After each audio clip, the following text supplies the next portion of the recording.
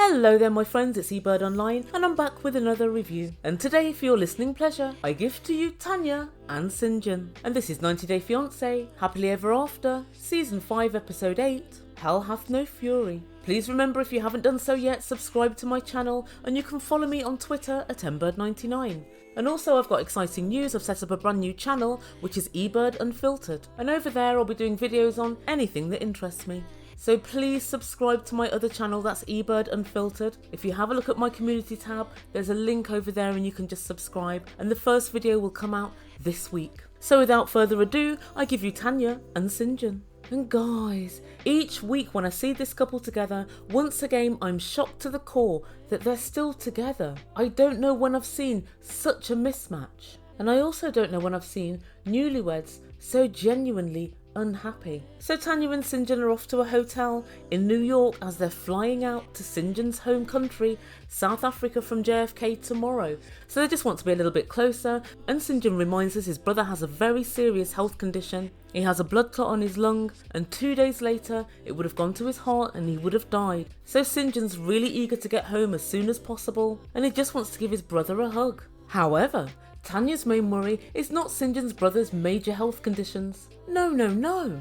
Her major concern is that Syngin will drink and party whilst on holiday. Tanya, are you for real? A holiday is only to drink and party. That's why you go on holiday. And for all of you wanting to pipe up and say, I go to relax. Not when you're 28 you don't. Not when you're 28.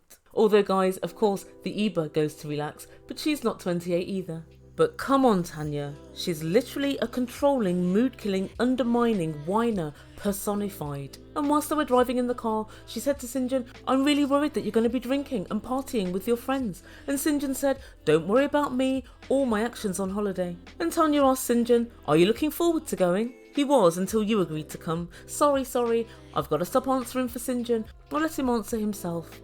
Okay, fair enough. He says yes. He says it's going to be crazy and overwhelming to see his friends and family. And it's going to be mad. And then Tanya says again, what, you drinking from 8 in the morning until night time? And then Tanya tells production she's very upset because Syngin and his friends drink in bars and they're so loud, they act as if they're the only people there. They're so exuberant that Tanya feels as if she's not being heard. Or if she is heard, she's not being taken seriously enough. Tanya, over my many years of drinking in bars and pubs and clubs on this planet, there's one thing I know. If you get your partner and a group of lads who are all his mates, they never listen to anything that you have to say.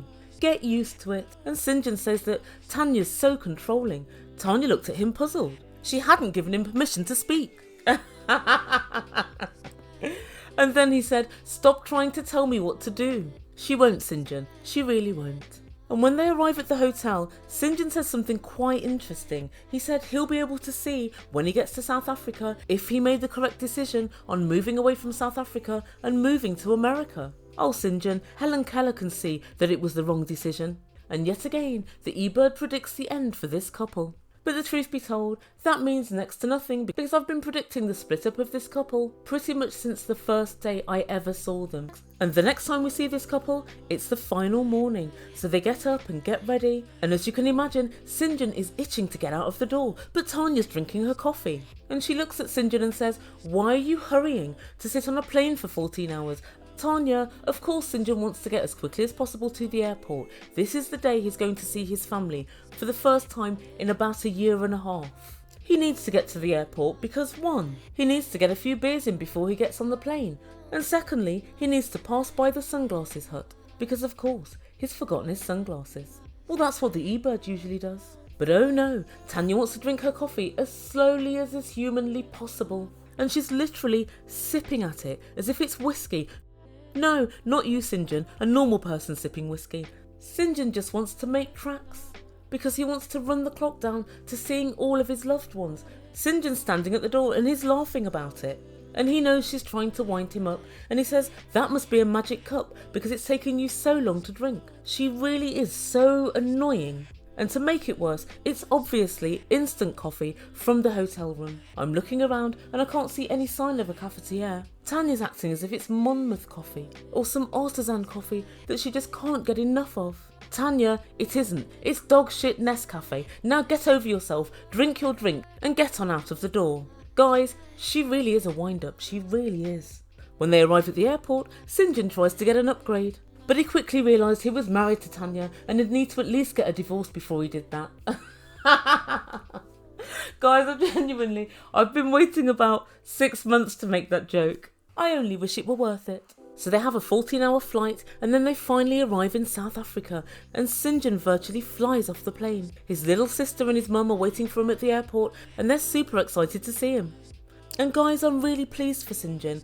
Even when he's getting off the plane, he said he's got butterflies about seeing his family and his loved ones. And when they arrive, they all give each other massive hugs. And you can tell he feels like, I'm home. And it seems as if the weight of the world has been lifted from his shoulders. So later that day, Tanya decides to go and have a sleep in the Airbnb and Syngin wants to get a bit of alone time with his mum and sister. And his mum tells production that she was really surprised when they were getting married and she thinks that Tanya was possibly the driving force behind it. And so we saw them going around the supermarket grabbing stuff and Syngin just looking like he was happy for the first time in like 2 years. And they decide to sit out in the sun on some steps and have a bit of a chat. And you can tell his mum wants to know, really, what's the SP with you and Tanya? And he says, I really miss home and it's tough not having support of my family and friends. And his mum nods knowingly and says, the grass isn't always greener, is it? Oh, Syngin's mum, if only you knew, it's not even grass, it's a worn out patch of dirty mud. And then Syngin tells them that they always argue and bicker and that's not what he wants from a relationship. And she says, well, what about? Where we should live, South Africa or America? Major. Whether we should have kids or not? Even more major. And my drinking, the most major of all. And he goes on to say, I like a cold one on a warm day. Or a hot day. Or a foggy, rainy or snowy day. Basically on a day. Syngin likes a drink. On a day. But he said, we're both very, very different people. I want her to be more carefree and she wants me to be more responsible. And his mum said, are you going to make each other truly happy? And Syngin said, we make each other sad and happy. And the last line of the episode goes to his sister who says, I think they got married a bit too fast. And for one so young, she's quite wise. Do you know what? Yes, they did. And that's where we leave the story today. So what do we make from all of this? Well, I actually think that Tanya is now in for a very rocky ride. I get the feeling that his mum doesn't really like her or the sister. And I think when she begins moaning at Syngin, she's going to get short shrift. So here's a list of the things that I think Tanya should let Syngin do on this holiday. She should let him drink with his friends whenever he wants. And she shouldn't expect his friends to give a flying frig about anything she's got to say. She should support him with his little brother in the hospital and make herself available if Syngin feels a bit down about the situation. She should try as much as she can to bond with the family and allay all of their fears. Tanya, if you lose his mum, you lose the boy. She should let him have fun and have some time for himself and just be himself. And address any issues they've got with careers or money or drinking or whatever else when they get back to the States. And finally, she shouldn't argue every little point and try and win every little point. Guys, with that last one, I was virtually talking to myself, but I digress. And I know at this point a lot of people are going to be saying, what? So he gets a complete and utter free pass to do whatever he wants. This is the way that I see it. Syngin's given up everything for Tanya. He lived in a shed in her mum's backyard. She disappeared for 30 days during the 90 days. She told him he wasn't her soulmate. And I also remember a time when she said, my friends are more important than you.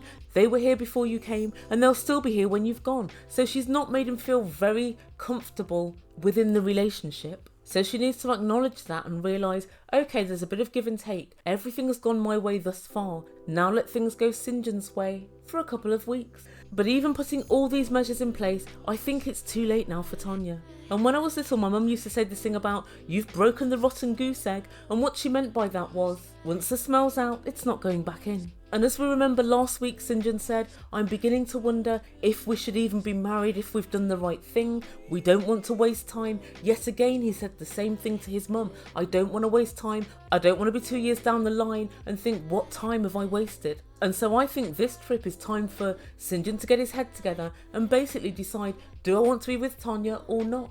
And for what it's worth, I think Tanya's the girl who cried wolf. You're not my soulmate. My friends are more important than you. You have to change yourself. Not me, of course, you. And I think for some reason she felt like she had the upper hand. But now you can see from last week, the tables have absolutely turned. And she looks very worried and ill at ease. and Syngin seems less and less bothered. So guys, let me know what you think. Do you think it's too late? Do you think Tanya has broken the rotten goose egg? And what do you think to her coffee drinking antics in the hotel? I just think it was plain mean. And do we think that Mama Syngin has got something up her sleeve to try and make Syngin stay in South Africa? So let me know in comments down below. And I really can't wait to hear what you guys think about this one, because I think we're witnessing the beginning of the end. Thank you guys so much for listening, and please don't forget to subscribe to my channel, and also if you can, subscribe to Ebird Unfiltered. I'll put the link in the description down below. And my first video is going to be the rise and fall of Degeneres, so it's quite an interesting topic, and that's going to come out this week. And it just leaves me to say thank you so much for listening. Ciao for now.